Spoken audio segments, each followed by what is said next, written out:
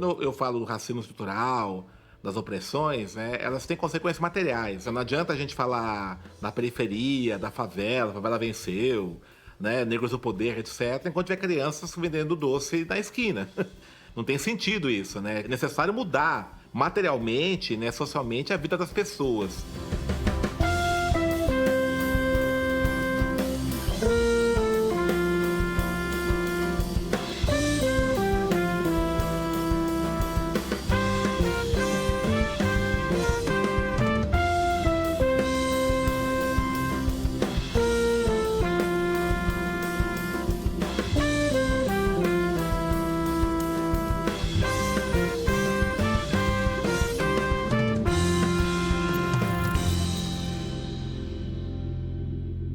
Meu nome é Denis de Oliveira, eu sou professor de jornalismo da Universidade de São Paulo, sou jornalista formado também pela USP, sou doutor em ciência da comunicação, também sou militante do movimento negro, faço parte da Rede Quilombação, uma entidade que foi fundada em 2013. Eu coordeno também o Centro de Estudos Latino-Americanos de Cultura e Comunicação, que é o núcleo da USP.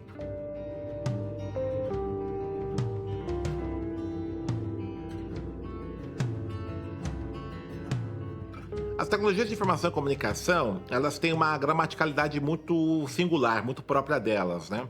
Elas têm primeiramente um caráter assertivo e trabalham com uma narrativa minimalista, textos curtos, fugazes, etc. Traz alguns incômodos, né? Por exemplo, Humberto Eco fala que que a internet democratizou os imbecis, né? A voz dos imbecis, porque de fato, né, as mediações clássicas, daqueles que tinham direito à fala, como jornalistas, né, aqueles que trabalhavam, que tinham condições de publicar artigos, livros, etc., perdem esse monopólio da fala. Qualquer pessoa potencialmente pode expor suas ideias publicamente.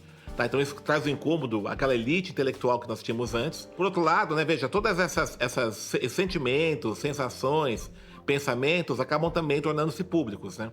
E aí a tecnologia possibilita isso. Os armários foram abertos, né, publicamente. Acho que é um pouco isso que ocorre com a tecnologia de informação e comunicação.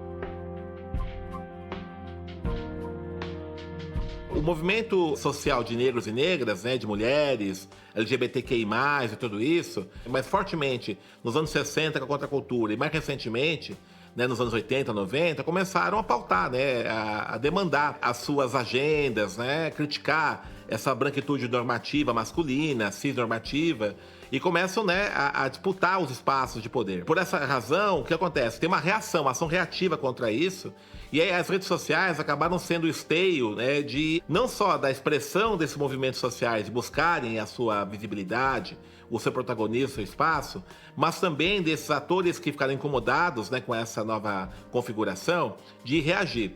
E a rede social, ela acabou, a gramaticalidade dela acabou favorecendo isso, já que é uma narrativa assertiva, minimalista, é uma narrativa que não tem nenhum tipo de mediação possível. Então é muito interessante, a gente observa, né, que o direito de agredir o outro vira liberdade de expressão, né, até uma deturpação de toda a pactuação democrática, de considerar que o direito de ser racista, de ser machista, de ser LGBTfóbico é um direito de liberdade de expressão, quando não é verdade isso, né? O direito não é absoluto, mas a configuração da rede social transforma em absoluto, né, essas narrativas. E aí, então, por essa razão, a gente tem observado o crescimento dessas intolerâncias sendo espraiadas, particularmente aí pelas redes sociais.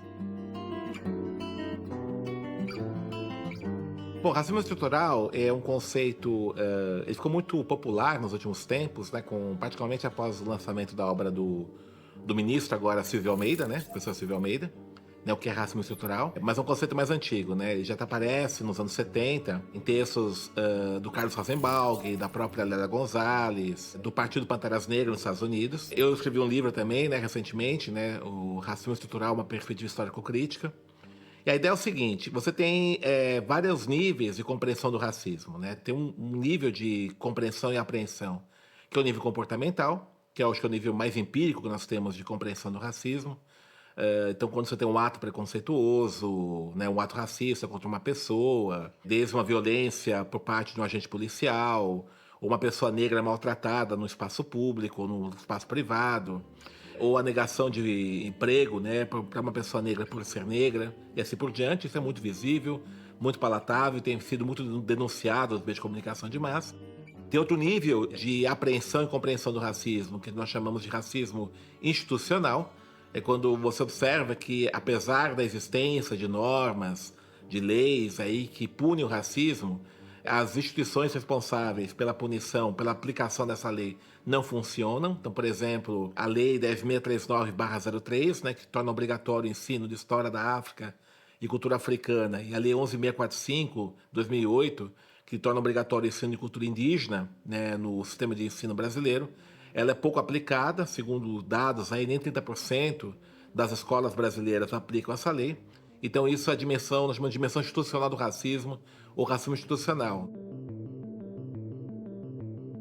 E um outro nível de compreensão, que é o nível estrutural. Qual é a ideia? Você tem uma estrutura de funcionamento da sociedade, de produção de riquezas, de relações sociais, né, que fazem parte do dia a dia, do cotidiano, das estruturas econômicas, políticas, institucionais, e essas estruturas estão permeadas pelo racismo. Então, uma figura, né, que a gente pode mostrar, exemplificar o que seria o racismo estrutural, é quando você passa em frente a uma escola, classe média alta, né? Você tem lá crianças brancas saindo da escola, indo para casa, no carro dos seus pais, suas mães, no transporte escolar, vão lá brincar, vão lá fazer sua lição de casa, praticar um esporte, descansar, enfim, né? Vivenciar o que toda criança deveria vivenciar. Você anda alguns metros adiante, vai chegar no cruzamento de uma avenida e vai ver crianças negras vendendo doce, flanelinha, pedindo esmola. Mais do que você ter essa paisagem, a gente naturaliza essa paisagem. Naturaliza crianças negras naquela condição, naturaliza só crianças brancas naquela condição que deveria ser de todas as crianças. Então isso é o racismo estrutural, tá? Porque ele vai estabelecer então lugares determinados para brancos e negros, e isso vai ser reproduzido em várias outras situações.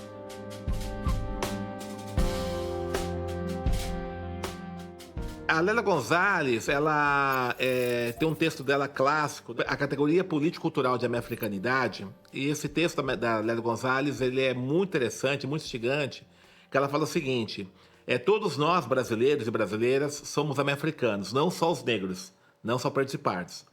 E por que ela fala isso? Né? Porque ela fala que nós todos somos americanos. Ela fala isso porque, não só porque a maior parte da população brasileira é negra, mas que toda a construção do Brasil foi feita a partir da mão de obra negra, pelo conhecimento dos africanos escravizados. Então, alguns exemplos. A tecnologia da metalurgia, no qual o Brasil hoje tem um reconhecimento internacional na metalurgia, na cirurgia, ela foi trazida pelos africanos escravizados, né? O primeiro ferro forjado no Brasil foi no Quilombo dos Palmares. A tecnologia de conhecimento do subsolo, que permite que o Brasil tenha uma tecnologia avançadíssima na extração de minérios, na extração de petróleo de águas profundas, que é da Petrobras, foi trazida também pelos africanos na época da mineração. Africanos que conheciam o subsolo, e esse conhecimento foi aproveitado no ciclo da mineração no Brasil, por mão de obra escravizada. Aí a gente pode ampliar na tecnologia da arquitetura, por exemplo, as igrejas no Brasil construídas durante a colonização são centenárias. Quem construiu aquelas igrejas que estão de pé ainda, né, foi também a mão de obra de negros escravizados. A representação pictórica dos santos católicos, desenhos, as estatuárias e tudo isso, foi feita também por negros escravizados, alguns conhecidos como Aleijadinho, né? Mas muitos anônimos, sem contar a dimensão cultural, que isso é bem evidente, né? Campo da cultura, da religiosidade, da cosmologia e da própria linguagem. A Lélia fala que a gente fala português, fala pretuguês, né? Quem dissemina a língua portuguesa, né, é o africano escravizado e vai dando sua marca na língua portuguesa no Brasil, que ela é bem diferente, inclusive, do português de Portugal, com essas marcas, essa presença, particularmente de alguns idiomas da língua banto, né? Que são os povos que vieram aqui para a condição de escravizado. Por conta disso, né, o panorama brasileiro é africano. E é interessante o que ela vai dizer. O racismo, para Lélia Gonzalez, ela define como uma neurose cultural. Porque para o branco brasileiro, né, que ele se considera branco, ele fica incomodado de viver num país africano. E a presença negra, né, de uma pessoa negra, o lembra constantemente dessa condição africana do Brasil. Por isso ele é violento, né? Ele quer negar. Ela trabalha com o conceito do Freud de negação. O que é denegação? Você negar algo que você faz parte, mas te incomoda. Esse branco não quer ser africano. Ele fica irritado, ele fica incomodado com isso. Então ele é violento. Ele é violento de duas formas. Violento no sentido dele querer apagar essa presença negra no Brasil, tanto do ponto de vista físico, como do ponto de vista simbólico, com os preconceitos contra as culturas de matriz africana. E também, né, a violência ocorre pela o que a Lélia Gonzalez chama de parcialização do objeto. E ela vai trabalhar então a questão da objetificação radical da mulher negra. Né? De que forma isso? Né? Então, a mulher negra, né, ela é transformada em um objeto sexual, em mero objeto, ela retira toda a condição de humanidade, de subjetividade, e aí então vira um fetiche sexual. Ela fala da bunda, né? O traseiro, né? A bunda como exemplo, né? Dessa simbologia, dessa fetiche sexual, né? É você transformar a mulher negra numa parte do seu corpo apenas, e não ela como sujeito.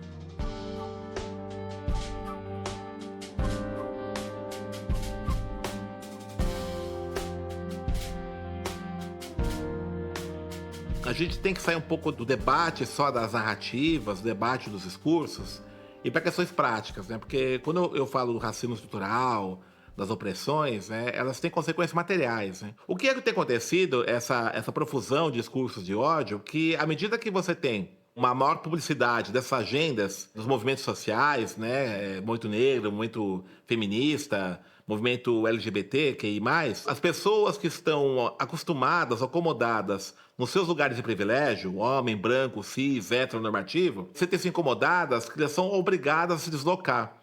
Tá? Esse movimento se retira da zona de conforto. E aí você tem que repensar, né? Repensar enquanto sujeitos. Fala-se muito da necessidade de um letramento racial, né? De aprender racial. Eu acho que não é um letramento racial, acho que é um reletramento racial. Tá? O letramento racial já existe, já. É um letramento racista, que pensa as raças nos seus lugares, né, de privilégio e de opressão. Tem que há um reletramento, um reaprender. Então o caminho é esse, né? Então o caminho passa, primeiramente, para um processo de equidade material. Tem que se buscar, de fato, essa igualdade material entre todos os sujeitos. Isso é fundamental. Tem que ter ações práticas no sentido de modificar essa relação de desigualdade. E segundo, que é necessário você ter uma reeducação, né? Um reletramento, uma reformação política no sentido de sujeitos repensarem suas trajetórias, as suas formas de ser, fora de dinâmica de opressão. Né? Acho que o Paulo Freire fala muito isso, né? O próprio Henrique Dutra fala muito isso, e esse é o caminho que eu vejo na forma de superarmos essas situações que vivemos hoje.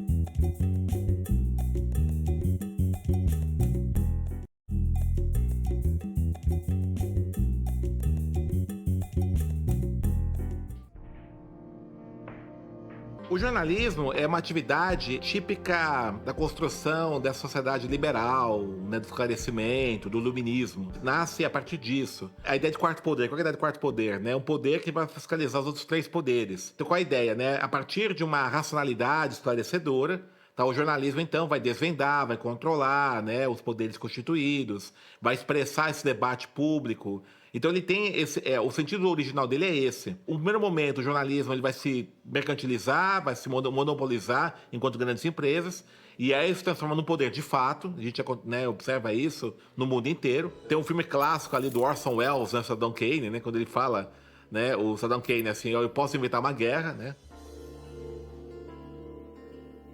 Eu escrevi um artigo um tempo atrás falando que tem o momento do céu e do inferno do jornalismo.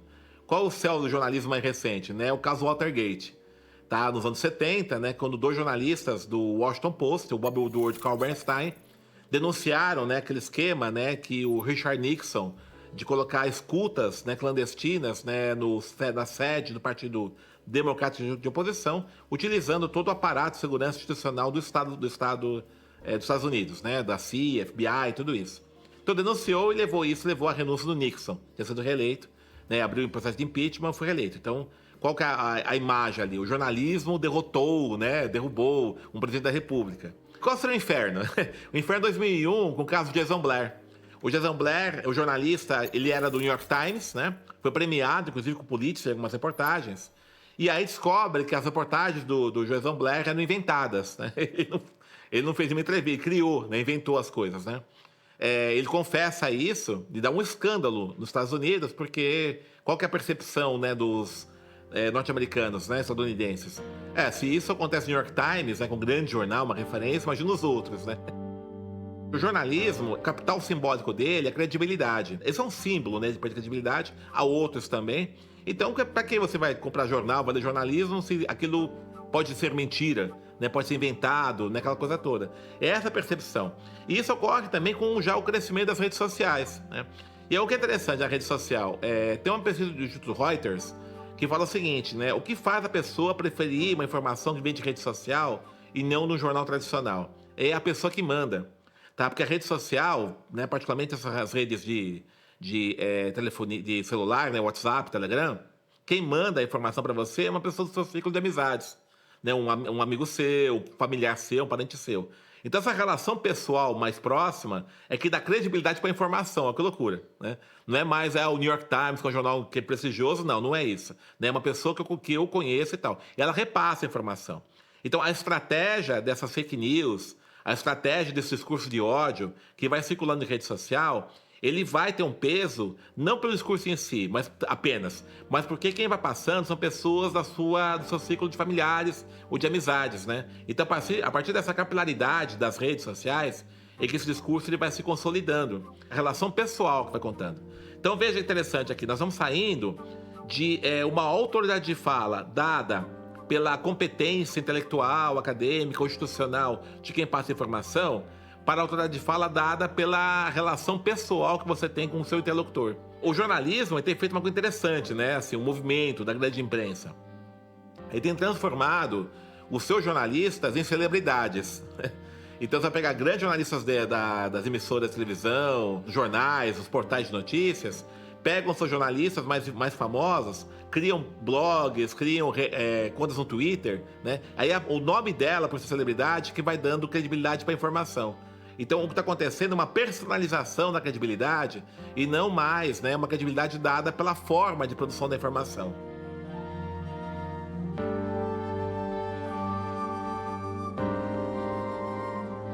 Até onde existe uma verdade absoluta? Acho que é essa a grande questão. Os primeiros jornais, no mundo inteiro, eram jornais que representavam correntes de opinião.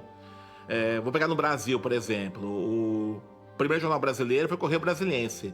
Tá? Que ele nasce em julho de 1908 em Londres. Por que em Londres o jornal? Porque ele defendia a independência do Brasil e a coroa portuguesa proibia o jornal sair aqui no Brasil, né? Feito no Brasil. Então o Brasil já nasce censurado da imprensa já. Chegava no Brasil de forma clandestina. Então quando o Hipólito da Costa monta esse jornal, ele tinha uma causa, tá? Assim como depois os jornais que o Luiz Gama, por exemplo, o Diabo Coxo. O Luiz Gama monta esse jornal para quê? Para defender a causa da abolição. Tá? Aí vai ter jornais monarquistas, abolicionistas, o Libero Badaró, enfim, né? Isso no Brasil, mas no mundo inteiro aconteceu. Quando tem a passagem para um jornalismo mais mercadológico comercial, aí vem com a ideia da neutralidade e imparcialidade do jornalismo, né? Então, não, que é a verdade, é imparcial. Quando a gente sabe que isso é absurdo, não existe isso. Qualquer narrativa é sempre um ponto de vista. Eu me lembro um conto do Jorge Luiz Borges, né? Que é muito interessante, que chama Funes Memorioso, nesse conto, né? Que é um personagem que o Borges cria, que ele era tão exato, que demorava um dia inteiro para contar o dia anterior. Então ele viveu 50 anos, 25 ele viveu, 25 contando os 25 que ele viveu, né? Então ele tá pegando isso, que é absurdo, né? O mapa, né? Tem outro conto dele que é legal. O mapa que é tão exato que é o tamanho da coisa mapeada, então é inútil. Você vai no lugar, né? Qualquer narrativa, por ser uma representação simbólica, ela é uma construção. E na construção tem os viéses ideológicos, vieses aí políticos, tudo isso, né, que fazem parte dessa construção. Então, esse é um aspecto importante. Agora, veja, quando a gente trabalha com essa lógica, que não há uma verdade absoluta, não significa relativizar as verdades. Esse é o problema, que entra no outro campo. O exemplo que eu acho legal que demonstra isso, você tem um copo com metade de água, um copo, né? Eu posso dizer que ele está meio cheio ou meio vazio. Quando eu digo meio cheio, eu tenho uma perspectiva mais otimista. Quando eu falo que está meio vazio, mais pessimista. Agora, eu posso dizer que ele não tem água naquele copo. Aí é mentira. Tá? Então tem um limite aí entre, né, as várias formas de interpretar um fato e você falsificar um fato. O que acontece? As críticas à tentativa de uma única perspectiva ideológica da verdade, elas são importantes e foram críticas a esse monopólio do jornalismo hegemônico, tudo isso. Isso está correto. Agora, né, isso não pode abrir um espaço para um relativismo. Tá? Tudo bem, assim, né? Uma guerra, por exemplo, tem vários pontos de vista. Alguém pode dizer, não tem guerra. Não, tá lá a guerra, tá acontecendo. Tem bomba estourando, tem gente morrendo. Quando tem um ato racista, né, a pessoa lá comete um ato preconceituoso, é filmado, é divulgado, A pessoa que foi, né, que cometeu esse ato racista, fala, não tirou fora do contexto, né? Como assim, né? Se você xingou a pessoa de macaco, se você agrediu a pessoa, que contexto é esse, né? Porque é inadmissível esse tipo de comportamento. Não há contexto possível que você justifique esse comportamento. Então, esse relativismo é meio perigoso, porque, assim, nada é verdade, né? Se nada é verdade, então acabou. Tudo é pode, tudo é possível. Então, que pactuação democrática eu vou construir quando eu trabalho com a ideia que nada é verdade, tudo é relativo, tudo é possível? Né? Você impede qualquer tipo de pactuação democrática. E quando você não faz isso, os mais fortes é que prevalecem. Muita regulação, de fato, é autoritário. Agora, a não regulação, nenhuma regulação, significa lei da selva, e na lei da selva os mais fortes é que prevalecem.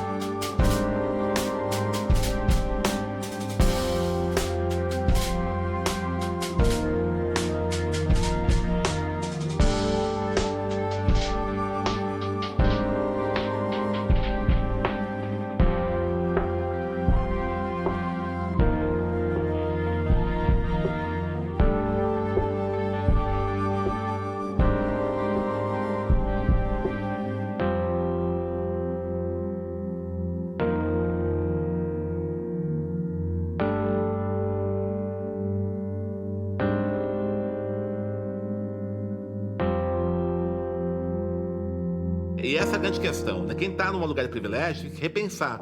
Então o homem tem que repensar-se enquanto homem, que não seja um homem formado apenas numa relação machista. O branco tem que repensar-se enquanto branco, que não seja um branco apenas formado a partir de uma relação racista. E assim por diante. Quando se busca equidade, busca repensar, repactar, reposicionar os sujeitos que estão nessa área de relacionamento. Então o caminho é esse, né? Então o caminho passa, primeiramente, para um processo de equidade material, tem que se buscar, de fato, essa igualdade material entre todos os sujeitos. Isso é fundamental, tem que ter ações práticas no sentido de modificar essa relação de desigualdade.